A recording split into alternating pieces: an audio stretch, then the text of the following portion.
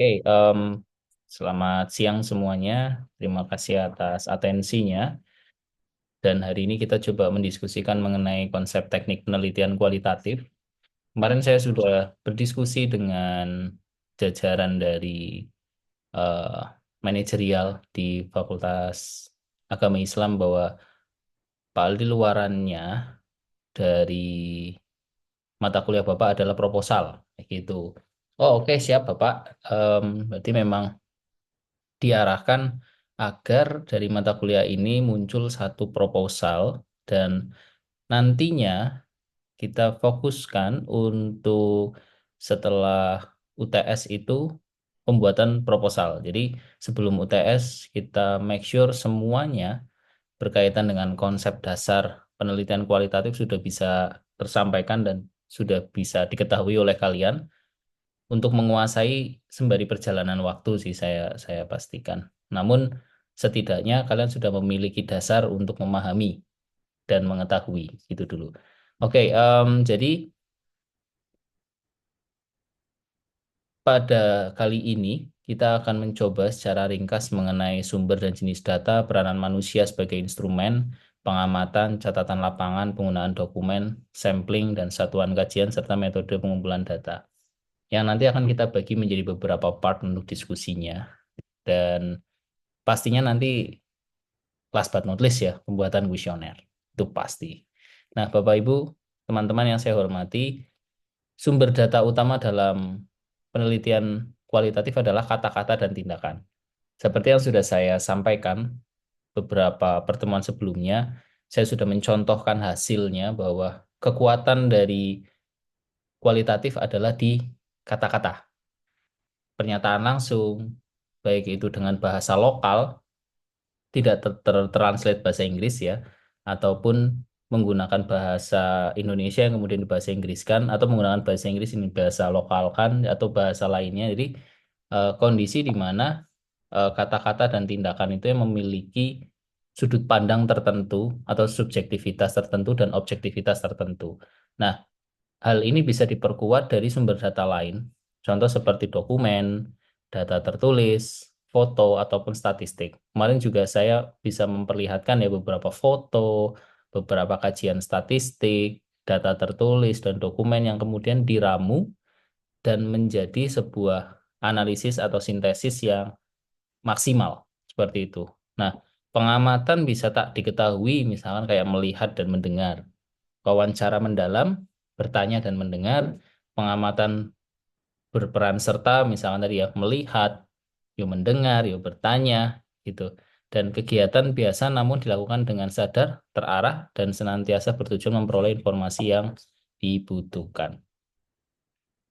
Konsep sumber dan jenis data dari kata-kata dan tindakan ini bisa dicatat melalui catatan tertulis atau melalui perekaman video atau audio tapes ataupun pengambilan foto atau film. Saat ini juga saya pastikan kayak kayak Android atau iOS kan juga ada menu atau fitur rekaman ya. Itu bisa digunakan juga dengan HP kalian dan dilakukan dengan sadar serta terarah untuk mencapai tujuan. Nah, nanti kita akan ngobrol juga sebenarnya bagaimana cara bikin kuesioner di pertemuan-pertemuan selanjutnya.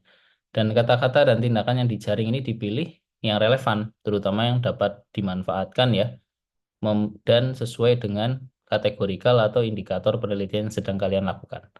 Nah, strategi atau taktik untuk menjaring ini juga perlu akhirnya kan.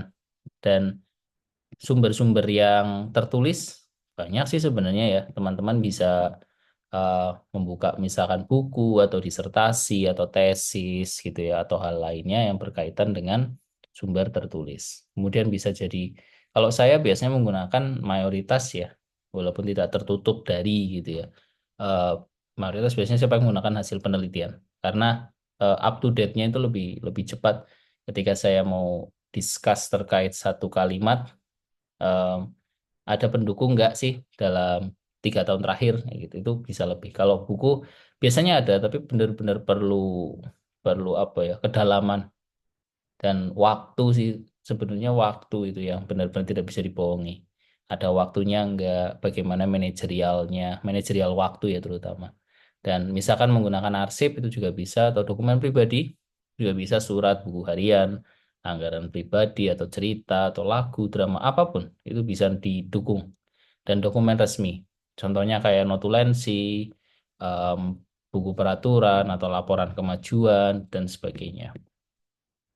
Foto juga bisa diambil ya dari foto yang dihasilkan sendiri atau foto yang dihasilkan dari peneliti. Dan biasanya terdapat latar belakang, kemudian perjalanan sejarah, gambar distribusi penduduk, demografi lah biasanya. Bagaimana subjek pemahaman dunianya, peristiwa bernilai sejarah, seperti itu. Nah, pengambilan foto biasanya sudah diketahui objek, subjek tidak keberatan, itu penting. Jadi gini, teman-teman yang saya hormati, foto Anda mengambil ethical clearance-nya harus harus approve. Artinya apa? Subjek tahu kalau dia sedang difoto, tidak dibuat-buat, tidak minta bantuan orang lain, boleh deh foto ditampilkan secara detail. Mereka berkenan.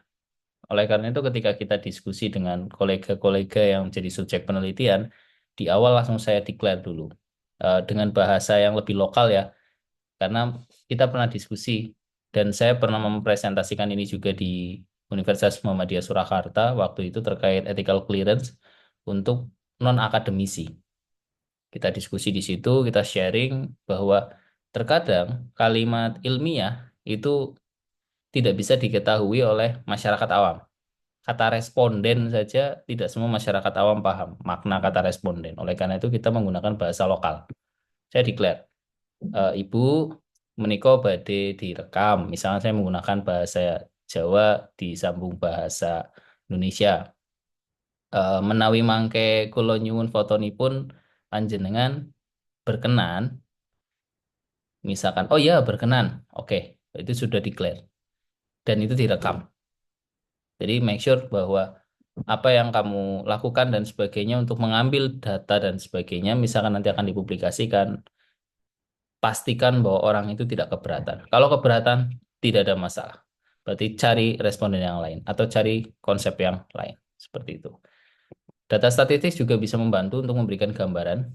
Saya beberapa kali menggunakan gabungan dari data statistik dan eh, kata-kata serta tindakan. Jadi membantu memahami komposisi ya data ordinal dan nominal ya biasanya ya.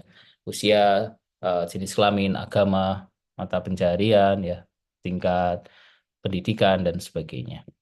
Nah, dalam penelitian kualitatif, instrumen penelitian adalah peneliti itu sendiri karena ia segalanya. Artinya, ya ketika dia mau gerak, dia mau melakukan konsep penulisan instrumen dan sebagainya, ya semua itu bisa bergerak juga. Karena berbeda dengan kuantitatif yang based on data, tanpa peneliti pun data itu sudah bisa berkembang dan ya, tapi kalau misalkan mau dikembangkan lebih dalam, tetap butuh penelitian, kan gitu. Ciri umum manusia biasanya dapat menyesuaikan diri. Jadi teman-teman yang saya hormati, bagaimana sih prosesnya? Ya yang terpenting kalau dalam konsep kualitatif, responsif, terbuka, menyesuaikan diri, jangan baperan. Pak, bisa diskusi hari ini misalnya. Aduh nggak bisa ya, 2 minggu lagi ya. Aduh, terus baperan, terus nggak jalan. Ya itu bukan sesuatu hal yang baik. Cari solusinya, bukan dirubah tujuannya, tapi dirubah strateginya gitu. Dan menekankan pada keutuhan, mendasarkan diri atas perluasan pengetahuan, memproses data secepatnya. Kenapa saya katakan secepatnya? Karena balik lagi sih, em, data yang sudah didapat kalau bisa langsung misalkan menggunakan verbatim atau menggunakan in vivo dan sebagainya langsung diproses bisa. Memanfaatkan kesempatan untuk mengklarifikasi dan disarikan. Itu penting juga. Jadi kayak mengatur juga ritmenya. Oh ngomongin gini terus kamu menjawab dan seterusnya. Memanfaatkan kesempatan juga. Oke? Pengamatan juga diperlukan gitu ya, karena alasan pemanfaatan pengamatan pada pengalaman langsung memungkinkan melihat dan mengamati sendiri, mencatat perilaku dan kejadian sebenarnya, memungkinkan peneliti mencatat dalam situasi yang berkaitan dengan pengetahuan proporsional maupun pengetahuan langsung, serta hindarilah bias wawancara dan memungkinkan peneliti memahami sesuatu yang rumit, serta teknik lain yang tidak memungkinkan. Ya kan nggak mungkin tanya ke bayi juga kan misalnya seperti itu. Oke. Em, Kemudian kita lanjutkan di pengamatan dan derajat peran pengamat. Bisa pengamatan itu berperan serta, jadi ngikut langsung atau tidak berperan serta, serta pengamatan terbuka dan tertutup. Jadi kayak duduk, mengamati, misalkan nih pengaruh revitalisasi di Hos Cokroaminoto terhadap pertumbuhan ekonomi, misalkan gitu. Kamu duduk di depan jalan Hos, di pedestriannya ya, di depan BNI ini misalkan duduk aja pengamatan terbuka gitu. Atau tertutup, kamu sambil makan di area mana gitu ya, di Latanza misalkan atau di mana gitu, tertutup aja, itu juga bisa. Konsepnya seperti itu. Peranan peneliti sebagai pengamat bisa sebagai lengkap ya, anggota penuh dari kelompok, jadi bergaul benar-benar murni jadi kelompoknya. Misalkan kayak saya di Karangpatihan, saya peran sertanya lengkap. Saya juga tergabung akhirnya menjadi salah satu relawan di sana. Walaupun saya tidak domisili di sana. Jadi kayak agar saya bisa tahu rasanya jadi relawan, saya jadi anggota penuh. Tapi ada juga yang peran serta sebagai pengamat. Jadi kayak nggak melebur, tapi kayak pura-pura aja. Oh gini ya rasanya, ya gini ya rasanya ya, seperti itu. Dan di beberapa aspek juga saya bisa menjadi pengamat gitu. Serta ada yang pemeran serta, pengamat terbuka. Jadi kayak pengamat terbuka aja datang sekali, dua kali, habis itu udah kayak gitu ada. Dan pengamat penuh subjek sama sekali tidak tahu. Itu juga. Apa sebenarnya yang diamati? Tidak mungkin mengamati segala sesuatu ya. Tergantung lensa dalam. Nah itu dia sudut pandangnya. Yang dipakai frame dan mengarahkan perhatian pada peristiwa tertentu. Kemudian memberikan informasi dan pandangan yang benar-benar berguna bagi topik penelitian Anda. Dan hati-hati terhadap kepekaan pengamatan yang memudar sesudah masa-masa permulaan. Biasanya di awal tuh, oh ya namanya penelitian awal ya, semangatnya meledak-ledak biasanya. Tapi setelah berjalannya waktu itu, aduh kok bosen ya gitu. Nah, triknya adalah atau caranya adalah bagaimana membuat intensitas yang tidak membosankan sih. Kan ya, bagaimana caranya kamu sendiri yang tahu. Bagaimana cara agar tidak bosan bagi diri kalian masing-masing. Kalau dari saya, balik saya penelitian di Karangpatian Ponorogo itu dari 2016-17. Bayangin, setiap tahun saya ke sana. Yang sebenarnya itu udah selesai di tahun kedua kalau ngomongin pengamatan karena udah tahu hasilnya kayak apa gitu. Jadi tapi setiap tahun saya harus ke sana. Saya selalu melakukan di sana. Nah, bagaimana agar tidak bosan?